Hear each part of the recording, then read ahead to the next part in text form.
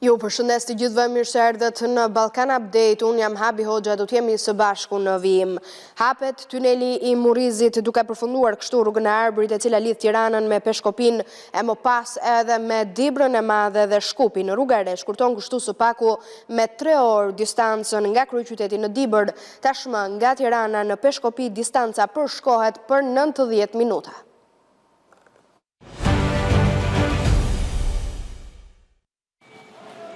Tuneli i Murrizit, pjesë e rrugës së Arbërit që lidh Tiranën me Dibrën, është hapur për qarkullimin e automjeteve. Kreu i qeverisë Edi Rama dhe zëvendës kryeministrja Belinda Balluku inspektuan përfundimin e punimeve.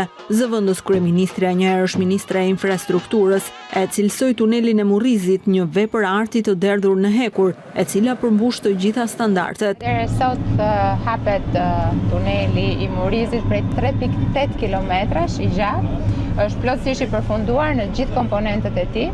Domethënë dhe ana ndërtimore dhe elektromekanike, gjithçka është funksionale, kemi bërë testet mbrëm deri natën vonë, nga ana tjetër edhe trupa e policisë rrugore e ka marrë tashmë detyrën për monitorimin. Gjithashtu këtu ndodhen të vendosura njësitë e zjarrfikseve dhe gjithçka është ashtu siç duhet. Në krahun ton të djathtë kemi tunelin paralel që është tuneli e emergjencës. Sipas kodit rrugor, çdo tunel mbi 500 metra ka nevojë që të ketë tunel e emergjencës, ka 11 hyrje dhe dalje tuneli e emergjencës. Kryeministri Edi Rama nuk kurseu ironit për kritikat e bëra ndaj këtij projekti. Tani duhet bërë edhe Maqellar Peshkopia dhe nga Tirana ke shkallët, ke stritat, ke legjendarja stritat e emrit. Maqellar Peshkopi mbaron në prill. Po, do mbaroj në prill. Ja, atë se nuk besojnë ata, thonë jo, po prit se ta lejnë tash se e kanë për zgjedhje. Përfundimi i rrugës së Arbërit dhe hapja e tunelit të Murrizit shkurton kohën e lëvizjes nga Tirana në Dibër me gati 3 orë, nëse e krahasojmë me periudhën kur ky segment nuk ishte i hapur për qarkullim. Përfundimi i punimeve në tunelin e Murrizit e bën të aksesueshëm të gjithë rrugën e Arbërit, një nga segmentet kombëtare më të rëndësishme, e cila do të nxjisë rritje ekonomike të zonës dhe sektorit turistik. Në total, rruga e Arbërit ka një gjatësi prej 74 kilometrash dhe do të lidh Tiranën me Dibrën si dhe me veriun e Maqedonisë, Dibrën e Madhe, Tetovën dhe Shkupin. Rruga e Arbërit është pjesë e korridorit të 8 pan-europian.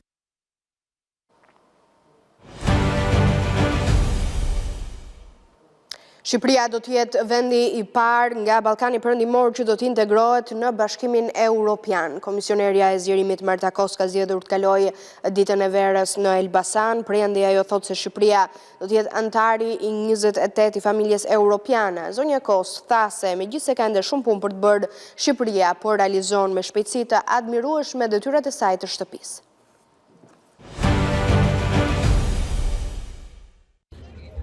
Në ditën e dytë të qëndrimit në Shqipëri, Komisionerja e Bashkimit Evropian për zgjerimin Marta Kos vizitoi qytetin e Elbasanit, e cila ishte dhe kryeqendra e festimeve të ditës së verës. Ajo vlerësoi rrugëtimin e vendit tonë drejt familjes europiane, teksa u shpreh besim plot se nëse ecet me këto ritme, së shpejti Shqipëria do të jetë antarja e 28 e Bashkimit Evropian, duke lënë të kuptohet se vendi ynë do të jetë i pari nga Ballkani Perëndimor që do të integrohet në familjen europiane. Dje u takova me aktorë të ndryshëm dhe mund të them që Shqipëria ka ecur në mënyrë të mrekullueshme.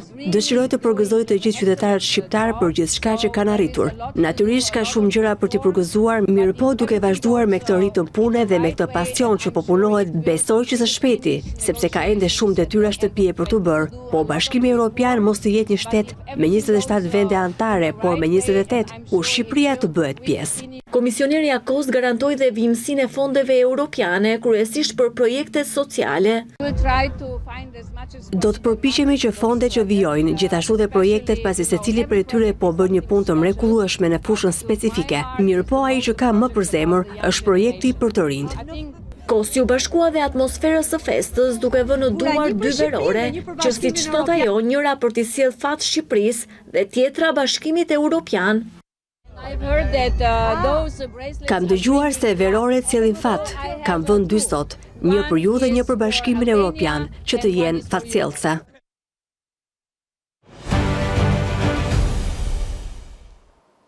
Flasim pak tani për zhvillimet në Bosnjë Hercegovinë. Serbët e Bosnjës miratojnë ndryshimin e kushtetutës që i jep mundësinë ndarjes së tyre si shtet më vete. Kuvendi i Republikës Srpska miratoi draftin e një kushtetutë të re. Vetëm disa ditë më parë ishte prokuroria e Sarajevës që nxori urdhër arresti për Milorad Dodik për cënim të rendit kushtetues në vend. Lëvizja e Dodik i heq kështu siguresën një bombe që mund të sjellë shpërbërjen e Bosnjë Hercegovinës 30 vite pas marrëveshjes së Daytonit.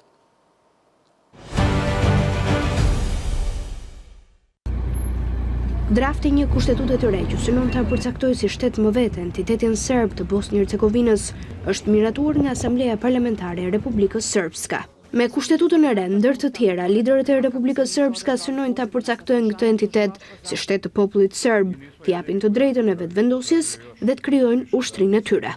Drafti, i cili u miratua me 50 vota pro dhe 8 kundër orët e vona të sejndes në Banja Luk, tani do të kalojë në një debat publik 30 ditor, pas të cilës Komisioni Parlamentar për çështjet kushtetuese do të hartojë një propozim që më pas do të debatohet sërish në Asamblen Kombëtare.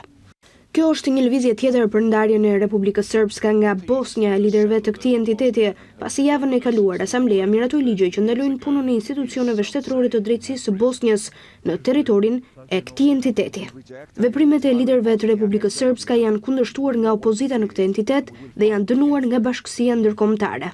Zyra e përfaqësuesit të lartë në Bosnjë Hercegovinë e etiketon këtë veprim si një sulm të drejtë dhe të qëllimshëm ndaj rendit juridik të vendit. Kjo kushtetutë është në kundërshtim me kustetutën e Bosnjë Hercegovinës, duke shkelur kështu në thelb marrëveshjen e Daytonit. Për ta kaluar kustetutën e re, nevojitet një shumicë prej 2/3 në Asamblen Parlamentare ose 56 nga 83 deputet. Shumica e mbledhur rreth aleancës së socialdemokratëve të pavarur të Dodik ka 53 deputet, që do të thotë se të paktën 3 deputet të opozitës duhet të votojnë kundër liderëve të partive, të cilët në përgjithësi kanë thënë se nuk do të votojnë për kustetutën e re.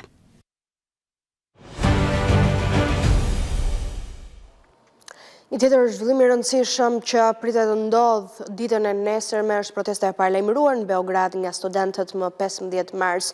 Ka qenë vetë presidenti serb Aleksandar Vučić, ai i cili në qendrimet e tij publike ka thënë se kjo protestë do të jetë e dhunshme dhe se shteti do të bëjë gjithçka për të mbrojtur institucionet e veta, duke paralajmëruar edhe arrestime masive, po gjithsesi ditën e sotme studentët kanë pasur një thirrje për tubime paqësore. Ndjekim materialin. Një ditë larg protestës së 15 marsit paralajmëruar prej kohësh nga studentët në Serbi, këta të fundit bëjnë thirrje për tubim paqësor. Përmes një deklaratë të shpërndarë nga profesorët e universiteteve të Serbisë në emrin e studentëve dhe rektorateve, kërkohet nga institucionet shtetërore, media dhe të gjithë aktorët politik që të merren të gjitha masat për të parandaluar përplasjet fizike dhe konfliktet e çdo lloji në organizimin e të shtunës. Ka qenë vetë presidenti i vendit Aleksandar Vučić, ai i cili ka deklaruar se këto protesta do të jenë të dhunshme dhe se shteti do të bëjë gjithçka për të mbrojtur institucionet e veta, përfshirë këtu edhe arrestime masive.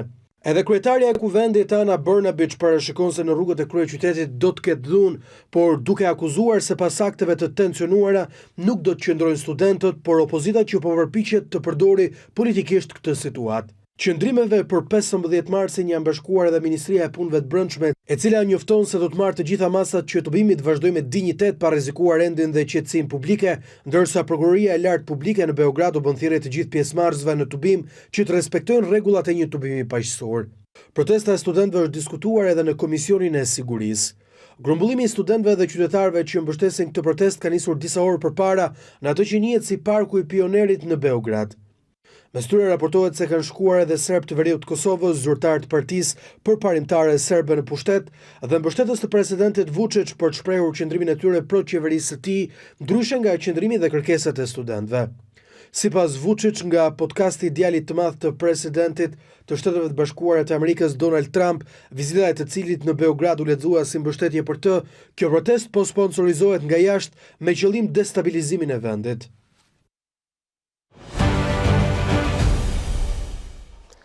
Ne do të flasim më gjërësisht për atë se çfarë po ndodh dhe pritet të ndodh gjatë ditës së nesërme në Beograd. Në një komunikim të drejtë për drejtë me mua është eksperti i sigurisë Drizan Shala.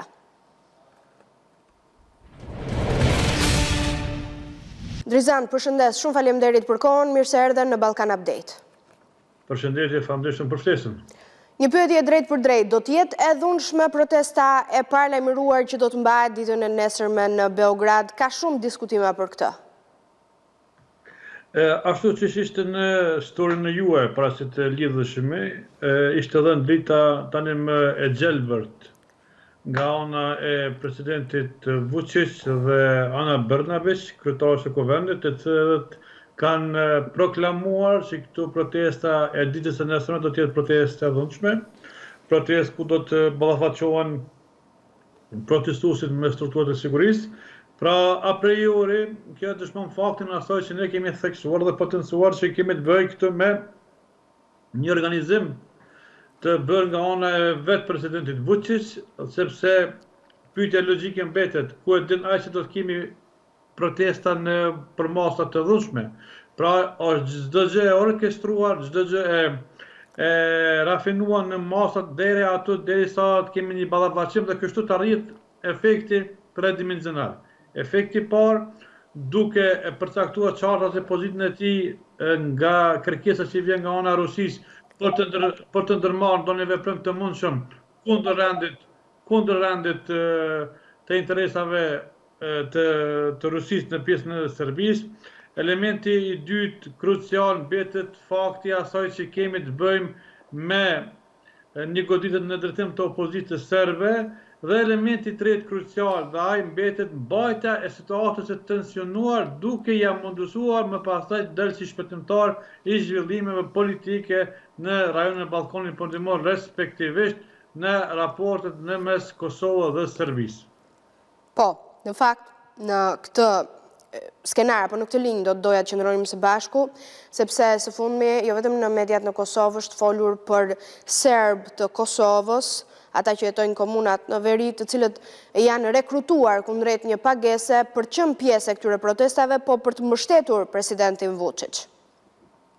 Është vërtet, pra ka indikacione, ka dëshmi që një 10 të ri, kryesisht nga komunat veriore, janë bashkuar thirrjes së presidentit Vučić për të mbështetur atë në ditën e nesërme, dhe kjo është një alarmant i rëndësishëm që organet e sigurisë në Republikën e Kosovës të ndërmerren me qytetarët tanë të cilët janë andej, sepse pavarësisht përkatësisë etnike janë qytetarë të Republikës së Kosovës dhe ne do duhet të dimë ku dhe si qëndrojnë qytetarët tanë dhe çfarë do aktiviteti i tyre në pjesën e Serbisë. Është një potencial që këto aktivitete më pastaj të manifestohen në territorin e Republikës së Kosovës, sepse në të kaluarën hapi janë përmendur dhe potencuar faktet që janë disa të rrjedhë të reja që po ushtrohen në bazat ushtarake të Serbisë nga Kosova, dhe pikërisht këta tani më do duhet të ishin ata persona ndaj të cilët organet e sigurisë do duhet të ndërmarrin veprime të menjëhershme pas hyrjes së tyre në territorin e Republikës së Kosovës, duke legjitimuar dhe më pastaj duke filluar mbledhjen e informacioneve relevante të aktivitetit të tyre në pjesën e Serbisë. Po, të të pyes pak edhe për një qëndrim sot të kryetares Kuvendit aty Brnabić, e cila thoshte se është opozita ajo e cila po planifikon të organizojë akte dhune. Mendoni ju se opozita aty nuk do dhe shumë mënd kjo në fakt, po për të shtjelluar si argument është duke e përdorur politikisht këtë situatë?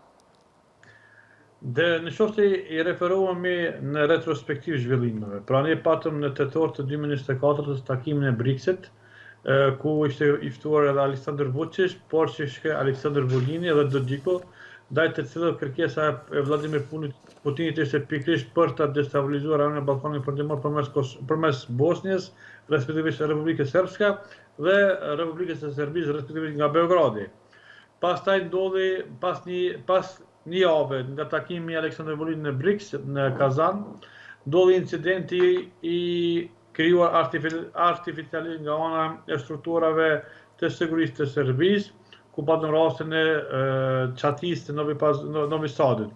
Pas asaj patëm zhvillimin e aktiviteteve të protestave, bashkangjitjen e mesëmdhënësve, fermerëve dhe çdo grupacioni të ndryshëm në Serbi, por për koincidencë 2 javë të fundit muajit dhjetor të 2024 dhe javën e parë të 2025 të janarit, nuk pat asnjë protestë. Kjo për dëshmon faktin që brapa të cilës ka qëndruar dhe qëndron Aleksandar Vučić, derisa intensiteti mbeti në rritje sipër duke nxitur reagimin e opozitës, e cila ndodhi me 3 mars të 2025 në Kuvendin e Serbisë, ku patëm përleshjen mes përfaqësuesve politik nga pozita dhe opozita serbe, dhe me pastaj tani më ndërlidhet kjo që potencove ti, Ana Brnabić, disi sikurse e din që do të kemi protesta të dhunshme në ditën e nesërme, sepse tani më opozita e ka pas të arsyeshëm që bashkohet, edhe që nuk ka qenë pjesë përbërëse e organizimit, tani më kjo bashkangjitje do e legjitimante veprimet kushtetuese, sepse ka potencuar Aleksandar Vučić me 10 herë që çdo kush i cili i bashkohet këtij formacioni të studentëve nga ona e qytetarëve dhe subjekteve politike do të përballen në aspektin normativ.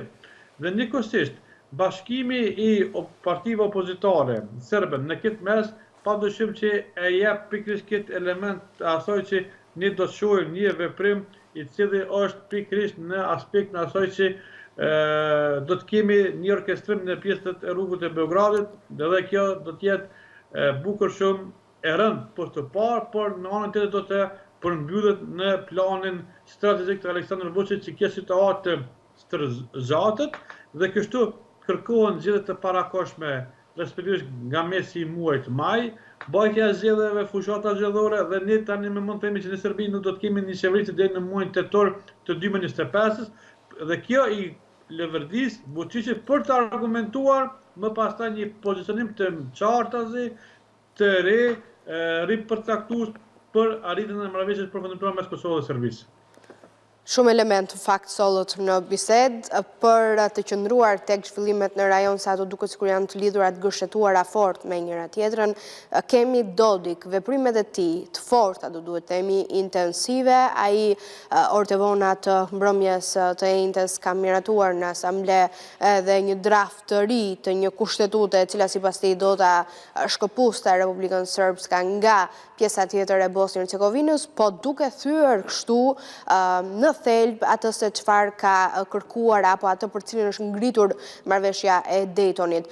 Jam përpjekur të kuptoj pak edhe nga reagimet e ndërkombëtarëve, po nuk është sulmuar edhe aq fort Dodik. Ju si e keni parë? Pikërisht çështja e përcaktimit të qartë tani më të lojës politike nga ana Miloradić të Republikës Srpska në kuadër të pjesës federale të Bosnjës është treguese e qartë që tani më Dodiko është duke kryer detyrën të cilën ka marrë në takimin e Kazanit të muajit tetor të 2024-s. Madje me datën 10 mars në takim të Dodikut në Banja Luka ishte për vizitë edhe Aleksandar Vulini, i cili është krau i djathtë i Aleksandar Vučić, pra kepe dëshmon faktin se çdo gjë është orkestruar dhe projekt propozimi kushtetues për të ndryshuar në entitetin e Republikës Srpska i duhen 83 vota nga 83 mandate që i ka, ndërsa propozimi ka kaluar me 53, ku patëm 45 pro dhe pjesa tjetër ka abstenuar dhe kjo dëshmon faktin që Dodik është një lojtar i cili në vetvete nuk ka çka të humbë. Pra humbja e tij mbetet kryesisht ajo që tani me dimet e gjithë futjen e tij në listën e zgjedhjeve të Shtetit Bashkuar të Amerikës, por që nuk ka që ka dhënë ndonjë efekt të drejtë për drejtë në raport me çështjet e brendshme të Bosnjës, pavarësisht edhe të insistimit të përfaqësuesit të Bashkimit Evropian, zotëri Shmeti, që ndër të tjerë ka potencuar se Dodik do duhet të ndëgjojë, sepse ardhmja dhe siguria e Ballkanit Perëndimor dhe bijetesa e marrëdhënieve ndërkombëtare të Bosnjës dhe Hercegovinës në aspektin ndërkombëtar, po njëkohësisht në aspektin e brendshëm politik mes entiteteve, padyshim i duhet një partner serioz dhe zotëri Shmet ka tentuar që përmes neutralizimit të Dodikut nga ndikimi edhe ndërkombëtar të bëhet minimizimi i tij dhe të ketë një opozitë të re. Po, vetëm fal që po të ndërpres Drizan, se ka pasur dhe një urdhër për ndalimin e tij edhe elementëve të tjerë kryesor politik Republikës Srpska. Pse nuk është zbatuar atëherë? Ka patur në rend ka patur një urdhër për paraqitje në intervistim nga ana e prokurorisë përkatëse për shkeljet në kodit penal që e atakon dhe e ngarkon këtë me shkeljen ndaj rendit kushtetues të pjesës Bosnjës Hercegovinës. Pas asaj, pas mos paraqitjes në prokurori, atëherë prokuroria ka kërkuar nga gjykata që të sillet me dhunë apo me forcë Dodikut në paraqitjen e tij, por njëkohësisht pse nuk është bërë deri më tani, kjo ka një përgjigje të qartë, është përgjigja në aspektin asaj që kemi të bëj me pjesën e zhvillimeve gjeopolitike, me pjesën e mundësisë potenciale që të kemi një konflikt në Republikën Srpske, e cila mund të shpërndahet në pjesën federale, dhe mos harroni një gjë. Republika Srpska dhe Republika Kosovës i ndajnë vetëm 35 km vija ajrore, pra është shumë e hapur dhe mundësia për të infiltruar grupet e ndryshme ekstreme dhe nacionaliste të Serbisë që tani më kanë nxitur strehim të Dodiko është shumë e afër, sepse për shikuesit e juaj në rastin e Banjskës në 2023 shtator, pjesa më e madhe e atij grupacionit kishin ikur dhe kishin gjetur strehim në Banja Luka, pra në Republikën Srpske. Kjo dëshmon faktin për një potencial të grumbullimit të nacionalistëve serb në pjesën e Republikës Srpske, dhe për këtë gjë faktori ndërkombëtar është duke parë dhe duke analizuar, madje mund të presim edhe arrestimin e tij nga ana e Interpolit, varësisht nga kërkesat që mund të bëjnë organet federale të Bosnjës Hercegovinës për të silluar para drejtësisë. Prezant, falenderoj shumë për kohën, përshëndes. Gjithatë mirët. Do flasim tani për vizitën e cila është konfirmuar të emisarit të Bashkimit Evropian për dialogun Kosovë-Serbi, Peter Sorensen. Do të jetë kjo vizita e tij e parë në Kosovë që nga marrja e detyrës me datë 1 shkurt.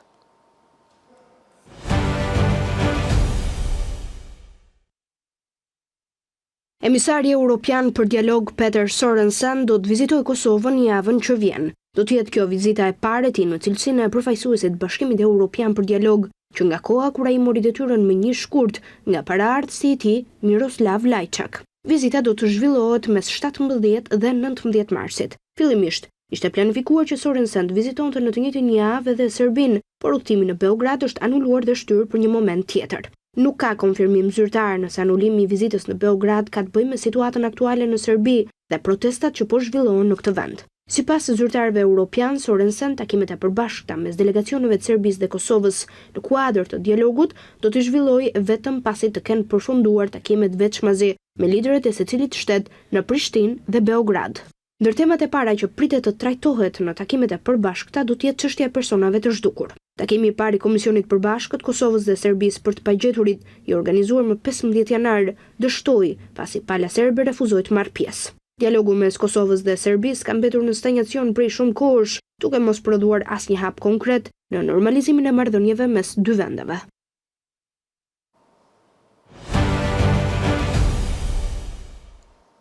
Ne kemi mbritur kështu në fund të Balkan Update për këtë të premte. Ju rikujtoj si gjithmonë adresën tonë zyrtare të webit abcnews.al, ku mund të lexoni lajmet më të fundit nga vendi rajoni e bota, apo edhe të na ndiqni përmes valëve të radios në 105 FM. Bashkë ndajemi këtu.